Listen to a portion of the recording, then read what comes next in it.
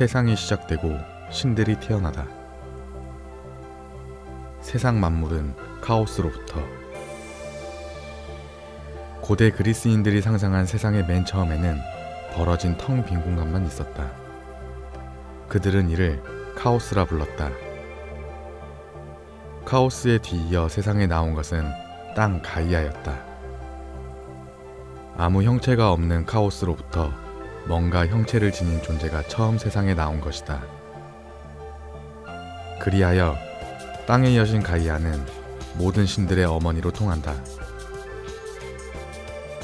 또한 카오스는 어둠 에레보스와 밤 닉스를 낳았고, 둘 사이에서 대기 아르테르와 낮 테메라가 태어났다. 또한 가이아는 혼자서 별로 뒤덮인 하늘 우라노스와 땅 위의 긴 산맥 오레, 그리고 바다 폰토스를 낳았다. 이렇게 해서 세상에는 땅과 하늘, 산맥과 바다, 낮과 밤, 대기가 만들어졌다. 이제 땅 가이아는 하늘 우라노스와 결합하여 자식들을 낳기 시작했다. 이들은 먼저 티탄이라 불리는 12명의 신들을 낳았다. 티탄 신족 중 6명은 아들이었고 6명은 딸이었다.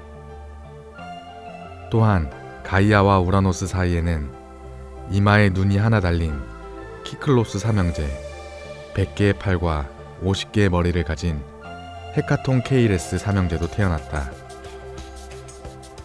그런데 문제가 생겼다. 우라노스는 가이아가 낳은 키클롭스와 헤카톤 케이레스의 흉측한 모습이 마음에 들지 않았던 것이다. 그래서 이들이 태어나자마자 땅속 저 깊은 곳 타르타로스에 던져버렸다. 타르타로스는 땅, 즉 가이아의 뱃속 깊은 곳에 있었다. 가이아는 자신의 뱃속에 갇힌 아이들 때문에 괴로웠다.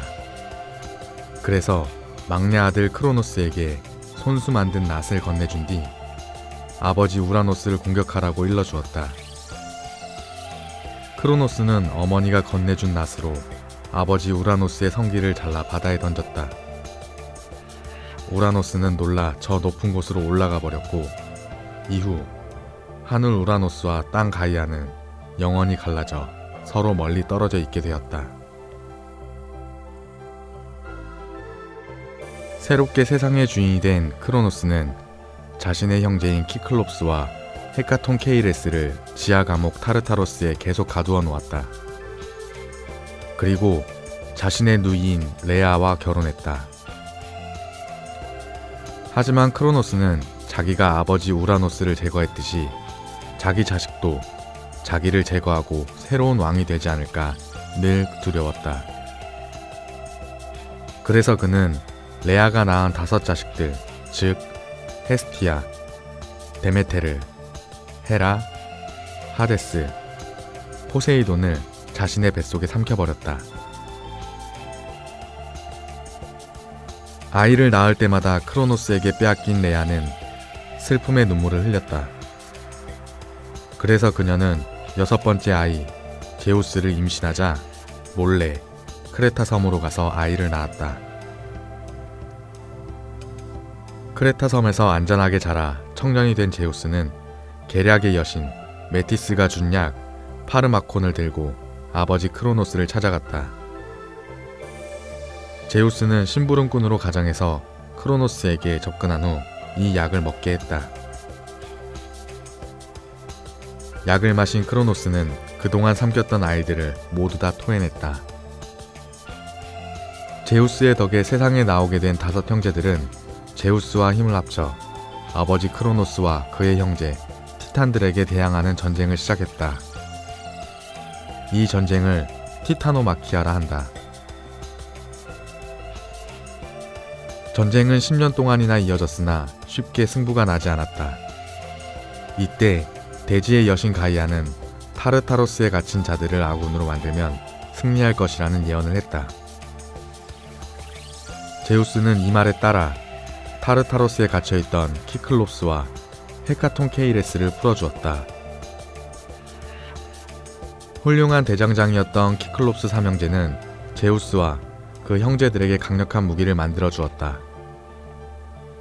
또 100개의 팔을 가진 헤카톤 케이레스 삼형제가 모두 합쳐 300개의 팔을 휘두를 때 나오는 무시무시한 힘은 그 누구도 대적할 사람이 없었다.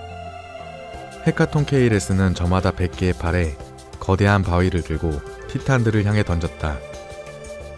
제우스는 번개와 벼락을 사정없이 내리쳤다. 티탄들은 번개의 시력을 잃었고 헤카톤 케이레스가 던진 바위에 깔려 움직일 수 없었다. 제우스는 힘을 잃은 티탄들을 땅속 저 깊은 곳 타르타로스에 가두었다. 전쟁은 마침내 제우스와 그의 형제들의 승리로 끝났고 싸움을 주도한 제우스는 크로노스의 뒤를 이어 세상의 새로운 왕이 되었다.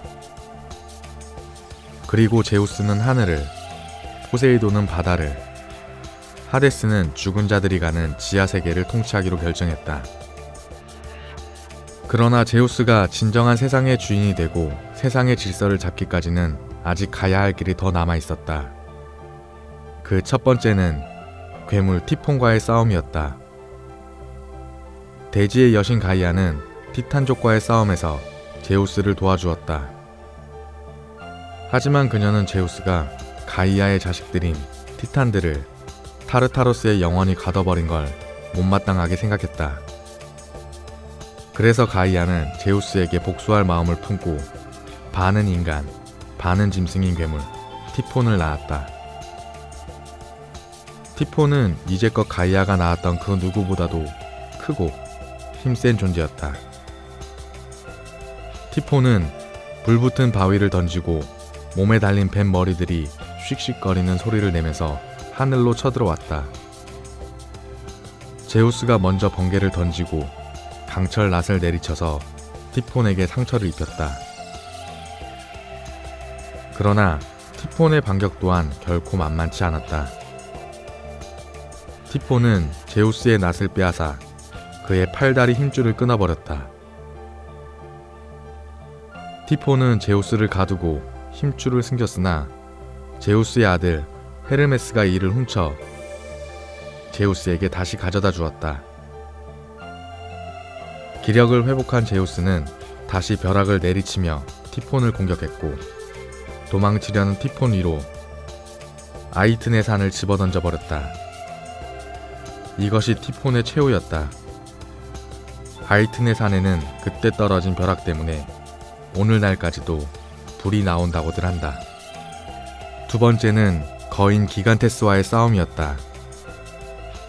기간테스는 엄청나게 크고 힘센 자들로 머리와 턱에 터럭을 두르고 다리에는 뱀의 비늘을 가지고 있었다.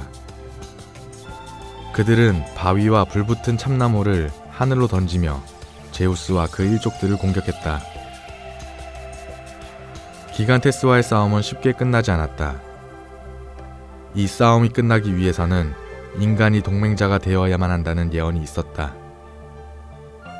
제우스는 이 예언에 따라 인간 영웅 헤라클레스를 동맹자로 불러왔다.